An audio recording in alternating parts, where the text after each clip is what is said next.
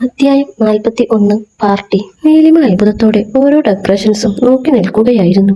Sam Alex അത് കണ്ട് കിരണിനെ നോക്കി.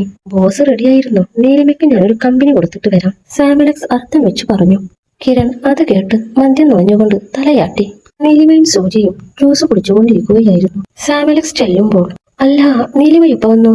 ഞാൻ കണ്ടില്ലാട്ടോ. സാം അലക്സ് സൗഹൃദം ഭാവിച്ചു പറഞ്ഞു. അയാളുടെ അഭിനയമാണതെന്ന് നീലിമയ്ക്ക് മനസ്സിലായി. പക്ഷേ പാർട്ടിയിൽ മോശമായി ഇടപെടാൻ പാടില്ല എന്ന കാര്യം ഓർമ്മയിൽ വന്നതുകൊണ്ട് നീലിമ പറഞ്ഞു. കുഴപ്പമില്ല.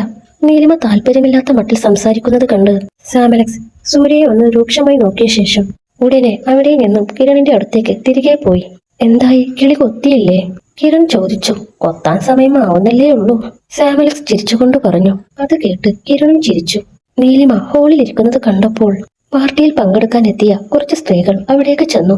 അവരിൽ സ്റ്റാർഡം മീഡിയയുടെ മോഡലുകളിൽ ചിലരും ഉണ്ടായിരുന്നു. നീലിമയ്ക്ക് എല്ലാവരെയും ഒന്നും അറിയുമായിരുന്നില്ല, എന്നാലും കുറച്ചു പേരെ അറിയാം. അവൾ പരിചയഭാവത്തിൽ ചിരിച്ചു. അപ്പോൾ ഒരു പെണ്ണു പറഞ്ഞു, നീലിമ മേഡം ഡ്രസ്സ് സൂപ്പറായിട്ടുണ്ട്. ഇതിന് നല്ല വിലയായി കാണുമല്ലേ? ഈ ഡിസൈൻ ഞാൻ ആദ്യമായി കാണുകയാ. ആ പെണ്ണു പറഞ്ഞത് കേട്ട് മറ്റൊരു പെണ്ണു പറഞ്ഞു, അതാ ഞാനും ശ്രദ്ധിച്ചത്. ഈ ടൈപ്പ് ഡിസൈനർ ഗൗൺ മറ്റെവിടെയും കണ്ടിട്ടേയില്ല. മാഡം ഇത് എവിടെ നിന്നാ വാങ്ങിയത്? അതോ പറഞ്ഞു ചെയ്യിപ്പിച്ചതാണോ? നീലിമ അതിന് മറുപടി പറഞ്ഞില്ല. അവരൊന്നും തന്നോടുള്ള സ്നേഹം കൊണ്ട് അടുത്ത് വന്ന് കുശലം ചോദിക്കുന്നതല്ല എന്ന് അവൾക്ക് വ്യക്തമായി അറിയാം. നല്ല വില മതിക്കുന്ന ഗൗണ് കണ്ടപ്പോൾ പെട്ടെന്നുണ്ടായ സ്നേഹമാണ്. ഈ ടൈപ്പ് വില കൂടിയ സ്റ്റോൺസ് നാട്ടിലങ്ങനെ അധികം കണ്ടിട്ടില്ല കേട്ടോ. എന്തായാലും നീലിമ മേഡത്തിന് ഈ ഡ്രസ്സ് നന്നായി ചേരുന്നുണ്ട്, മറ്റൊരു പെണ്ണു പറഞ്ഞു. നീലിമ അവരെ നോക്കി ഒന്ന് പുഞ്ചിരിച്ചു. അത്രയുമൊക്കെ പ്രശംസിച്ചിട്ടും നീലിമ അധികമൊന്നും പറയാത്തത് കണ്ടപ്പോൾ പെൺപട പതിയെ അവിടെ നിന്നും പോയി. അപ്പോൾ സൂര്യ നീലിമയെ നോക്കി പറഞ്ഞു, അവര് പറഞ്ഞ കാര്യം സത്യമാ. മാഡത്തിന് ഇത് നന്നായി ചേരുന്നുണ്ട്, നല്ല വില മതിക്കുന്നുണ്ട്. വില മതിക്കാതിരിക്കോ? 1,00,000 രൂപയിലധികം വിലയുള്ള ഡ്രസ്സല്ലേ? ഇവരോടെങ്ങാനും അത് പറഞ്ഞാൽ ഇപ്പൊ തന്നെ ബോധം കെട്ടു വീഴും, നീലിമ മനസ്സിൽ പറഞ്ഞു. അപ്പോൾ സൂര്യ ഹാളിലേക്ക് നോക്കി. സാം അലക്സ് കിരൺ സാറിന്റെ അടുത്ത് നിന്ന് മാറുന്നേ ഇല്ലല്ലോ. സൂര്യ പറഞ്ഞു. വല്ല പ്രമോഷൻ ഒപ്പിക്കാനാവും, നീലിമ പറഞ്ഞു. പണ്ടിങ്ങനെ പാർട്ടി വെച്ചാൽ എനിക്കിങ്ങനെ പങ്കെടുക്കാൻ തന്നെ പേടിയാണ്. ഞാനൊന്ന് പറഞ്ഞില്ലേ, സാം അലക്സ് കിട്ടിയ ചാൻസ് മുതലാക്കാൻ നോക്കുന്നത് പാർട്ടികളിൽ വെച്ചാണ്, സൂര്യ പറഞ്ഞു. അവന് സാം അലക്സിനെ കൊണ്ട് ഒരുപാട് ഉപദ്രവം സഹിക്കേണ്ടി വന്നിട്ടുണ്ടെന്ന് നീലിമയ്ക്ക് മനസ്സിലായി. സാരമില്ല സൂര്യ, അയാൾക്ക് വിവരമില്ലെന്ന് കരുതിയാ മതി, നീലിമ പറഞ്ഞു. അത് കേട്ട് സൂര്യ പുഞ്ചിരിച്ചു. ആ ഹാളിൽ ഇരുന്ന് മറ്റൊരാൾ സൂര്യയെ അസൂയയോടെ വീക്ഷിക്കുന്നുണ്ടായിരുന്നു. ധ്യാൻ. അവൻ സൂര്യയുടെ മുഖം ശ്രദ്ധിച്ചുകൊണ്ട് വൈൻ കുടിക്കുകയായിരുന്നു. ഇവന് അതിന് മാത്രമുള്ള ഭംഗിയൊക്കെയുണ്ടോ? എന്നേക്കാൾ ഭംഗി എന്തായാലും ഇല്ല. പിന്നെ എങ്ങനെയാണ് ഇവന് ശിവശങ്കറിന്റെ വെബ് സീരീസിലൊക്കെ ചാൻസ് കിട്ടിയത്? ധ്യാൻ മനസ്സിൽ ചിന്തിച്ചു. അവന്റെ മങ്ങിയ മുഖം കണ്ടുകൊണ്ട് സാം അലക്സ് കിരണിന്റെ അടുത്ത് നിന്ന് മാറി അവിടേക്ക് വന്നു. അല്ല, എന്തു പറ്റി ഡിയർ? നിനക്കെന്താ ഒരു വിഷമം? സാം അലക്സ് ചോദിച്ചു. എന്തു പറയാനാ ഡിയർ, ഞാൻ ആ സൂര്യയെ കുറിച്ച് ചിന്തിക്കുകയായിരുന്നു. അവനൊക്കെ എന്തുകൊണ്ടാ ഇത്രയും ചാൻസ് കിട്ടുന്നതെന്ന്. മാത്രമല്ല അവൻ ഇപ്പൊ തന്നെ വല്ലാതെ അഹങ്കാരം കൂടിയിട്ടുമുണ്ട്. ഇനിയിപ്പോ അവന് വലിയ സ്റ്റാർ കൂടി ആയാൽ ഞാനൊക്കെ പിന്നെ എന്ത് കാണിക്കാനാ ഇവിടെ തുടരുന്നത്? ധ്യാൻ മടുത്ത പോലെ പറഞ്ഞു. ഏയ് ധ്യാൻ, നീ എന്താ ഇങ്ങനെയൊക്കെ സംസാരിക്കുന്നത്? നിന്നെ സ്റ്റാർ ആക്കാതെ അവനെ സ്റ്റാർ ആക്കാൻ ഞാൻ അനുവദിക്കുമെന്ന് നിനക്ക് തോന്നുന്നുണ്ടോ? സാം അലക്സ് ധ്യാനിനോട് ചോദിച്ചു. ഏയ് അതല്ല സാം, അവന്റെ വളർച്ച നമുക്കിനി തടയാൻ പറ്റില്ലെന്ന് എന്റെ മനസ്സ് പറയുന്നു. ധ്യാൻ വീണ്ടും പറഞ്ഞു. അവന്റെ വളർച്ച ഞാൻ തടഞ്ഞിരിക്കും. ആ കാര്യത്തിൽ നീ പേടിക്കാതെ. നീ ആദ്യം ഈ മൂഡ് ഓഫ് ഒക്കെ ഒന്ന് മാറ്റി വെച്ചിട്ട് കിരൺ സാറിന്റെ അടുത്തൊക്കെ വന്ന് സംസാരിക്ക. ഞാൻ അങ്ങോട്ട് ചെല്ലട്ടെ? ഞാൻ വിളിച്ചാൽ അങ്ങോട്ടേക്ക് വന്നേക്കണം കേട്ടോ, സാം അലക്സ് പറഞ്ഞു. അതിന് ധ്യാൻ തലയാട്ടി. സാം അലക്സ് തിരികെ കിരണിന്റെ അടുത്തേക്ക് പോയി. കിരൺ അവിടെ ആരോടോ സംസാരിച്ചു നിൽക്കുകയായിരുന്നു. സാം അലക്സിനെ കണ്ടപ്പോൾ അവൻ തിരിഞ്ഞു നിന്നു. സാം പെട്ടെന്നത് എങ്ങോട്ടാ പോയേ? കിരൺ ചോദിച്ചു. അതൊന്നും പറയണ്ട, നമ്മുടെ ധ്യാനില്ലേ, അവനൊരു മൂഡ് ഓഫ് പോലെ തോന്നി. ഞാൻ അവനോട് സംസാരിക്കാൻ വേണ്ടി പോയതാ, സാം അലക്സ് പറഞ്ഞു. ഓഹോ, ഈയിടെയായി അല്ലെങ്കിലും നീയാണ് അവന്റെ മൂഡ് ഓഫ് മാറ്റുന്നതെന്ന് സംസാരമുണ്ട് ഓഫീസിൽ. നടക്കട്ടെ, കിരൺ അർത്ഥം വെച്ച് പറഞ്ഞു. ആ തമാശ സാം അലക്സിന് എന്തുകൊണ്ടോ ഇഷ്ടമായില്ല. അവനത് പുറത്ത് കാണിക്കാതെ പറഞ്ഞു. ഞാൻ ധ്യാനിനെ ഇങ്ങോട്ട് വിളിക്കട്ടെ?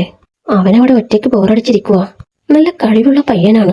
ബോസ് രണ്ട് നല്ല വാക്ക് പറഞ്ഞാ അവന് സന്തോഷാവും. സാം അലക്സ് പറഞ്ഞത് കേട്ട് കിരൺ അയാളെ നോക്കി. വരാൻ പറ. കിരൺ പറഞ്ഞത് കേട്ട് സാം അലക്സ് ധ്യാനിനെ കൈവീശി അടുത്തേക്ക് വിളിച്ചു. ധ്യാൻ ഉടനെ ചെയറിൽ നിന്ന് എഴുന്നേറ്റ് ഹോളിലേക്ക് ചെന്നു. കിരൺ പെട്ടെന്ന് നീലിമയെ നോക്കി.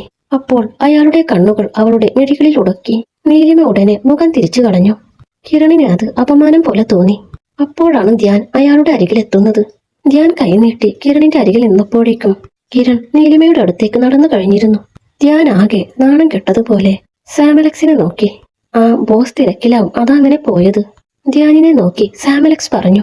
ആ നീലിമയുടെ പിന്നാലെ നടക്കുന്നതാണോ തിരക്ക്? ധ്യാൻ അർത്ഥം വെച്ച് ചോദിച്ചു. സാമലക്സ് മറുപടി പറഞ്ഞില്ല. ധ്യാൻ വീണ്ടും ഇരുന്നിടത്ത് തന്നെ ചെന്നിരുന്നു. സാമലക്സ് കിരണിന്റെ പിന്നാലെ നടന്നു. ഹലോ നീലിമ, കിരൺ വിളിച്ചു. ഇത്തവണ നീലിമയ്ക്ക് അയാളെ കാണാത്തതുപോലെ ഇരിക്കാൻ കഴിഞ്ഞില്ല. കിരണിനെ ഇഷ്ടമില്ലാത്തത് കൊണ്ട് അവൾ മനഃപൂർവ്വം കാണാത്ത മട്ടിൽ നിന്നതായിരുന്നു. ഹായ് സർ, നീലിമ പറഞ്ഞു. കിരൺ അത് കേട്ട് സന്തുഷ്ടനായ പോലെ ചിരിച്ചു. നീലിമ അന്ന് കണ്ടതിനേക്കാൾ അല്പം തടിച്ചിട്ടുണ്ട് കേട്ടോ. ഗ്ലാമർ നന്നായി കൂടിയിട്ടുണ്ട്. കിരൺ നീലിമയുടെ ശരീരത്തിലേക്ക് നോക്കി പറഞ്ഞു. സൂര്യയ്ക്ക് അത് ഇഷ്ടമായില്ല. പക്ഷേ അവൻ അപ്പോൾ പ്രതികരിക്കാനും കഴിഞ്ഞില്ല. നീലിമയ്ക്കും കിരണിന്റെ നോട്ടം ഇഷ്ടമായില്ല. അവൾ തന്റെ നോട്ടം കണ്ടു എന്ന് മനസ്സിലാക്കിയ കിരൺ വിഷയം മാറ്റി. അല്ല നീലിമ, എന്താ വൈകിയത്? നേരത്തെ വന്നൂടെ? കിരൺ വെറുതെ ചോദിച്ചു. വർക്ക് പെൻഡിങ് ഉണ്ടായിരുന്നു, നീലിമ പറഞ്ഞു.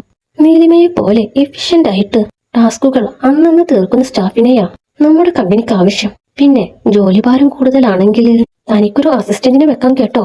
വേണമെങ്കിൽ സോഷ്യൽ മീഡിയയിൽ ഒന്ന് പോസ്റ്റ് ചെയ്തേക്കൂ, കിരൺ പറഞ്ഞു. അത് കേട്ട് സാമലക്സ് അമ്പരന്ന് പോയി. അല്ല നീലിമ, എന്തായി തന്റെ മോഡലിന്റെ വെബ് സീരീസ് എൻട്രിയൊക്കെ? കിരൺ ചോദിച്ചു. നന്നായി നടക്കുന്നുണ്ട് സർ, നീലിമ പറഞ്ഞു. കിരൺ അത് കേട്ട് പുഞ്ചിരിച്ചുകൊണ്ട് നീലിമയുടെ തോളിൽ തട്ടി പറഞ്ഞു. വെരി ഗുഡ്, നീ നിന്റെ ജോലി നന്നായി ചെയ്യുന്നുണ്ട്. നടക്കട്ടെ എന്തായാലും. കിരൺ ദേഹത്ത് കൈവച്ചത് നീലിമയ്ക്ക് ഇഷ്ടമായില്ല. അവൾ അവന്റെ കൈ പതിയെ തട്ടി മാറ്റി.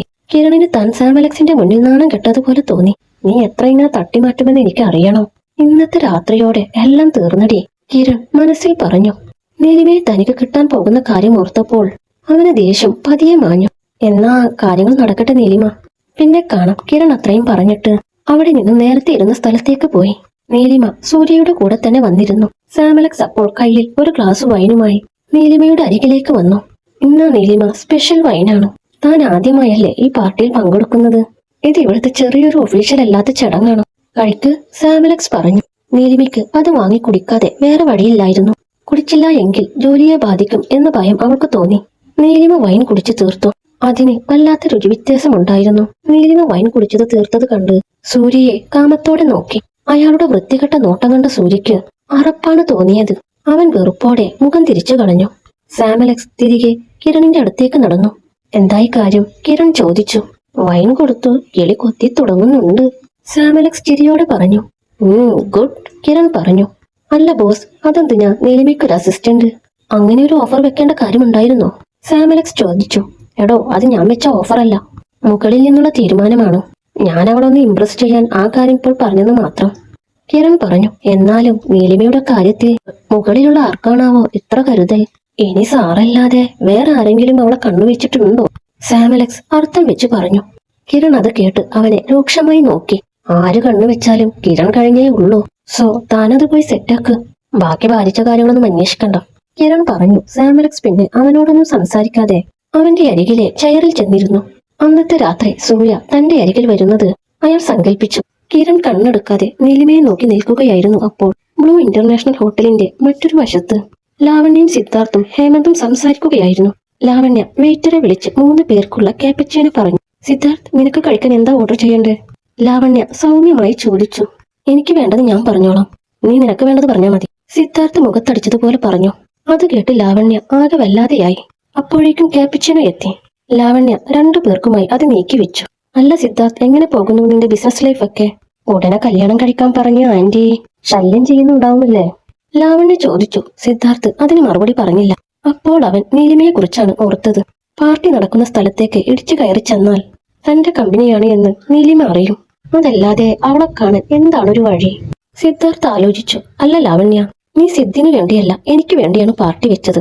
എന്നിട്ടിപ്പോ എന്നെ മൈൻഡ് ചെയ്യാതെ സിദ്ധെന്ന് പറഞ്ഞുകൊണ്ടിരിക്കുന്നു, ഹേമന്ത് പറഞ്ഞു. അത് കേട്ട് സിദ്ധാർത്ഥ് ലാവണ്യയെ രൂക്ഷമായി നോക്കി. അത് കണ്ടപ്പോൾ അവൾക്ക് ചെറിയ ഭയം തോന്നി. ഹേമന്ത്, ഞാൻ നിന്നോട് എന്താ വേണ്ടതെന്ന് ചോദിക്കാൻ വരികയായിരുന്നു. പിന്നെ സിദ്ധാർത്ഥിന്റെ കൂടെ സംസാരിക്കാൻ തീരെ സമയം കിട്ടിയില്ല. നിന്നോട് ഇന്നലെ കണ്ടപ്പോൾ കുറെ സംസാരിച്ചതല്ലേ, അതാ, ലാവണ്യ പറഞ്ഞു. ഓവ്, ഹേമന്ത് അർത്ഥം വെച്ച് പറഞ്ഞു.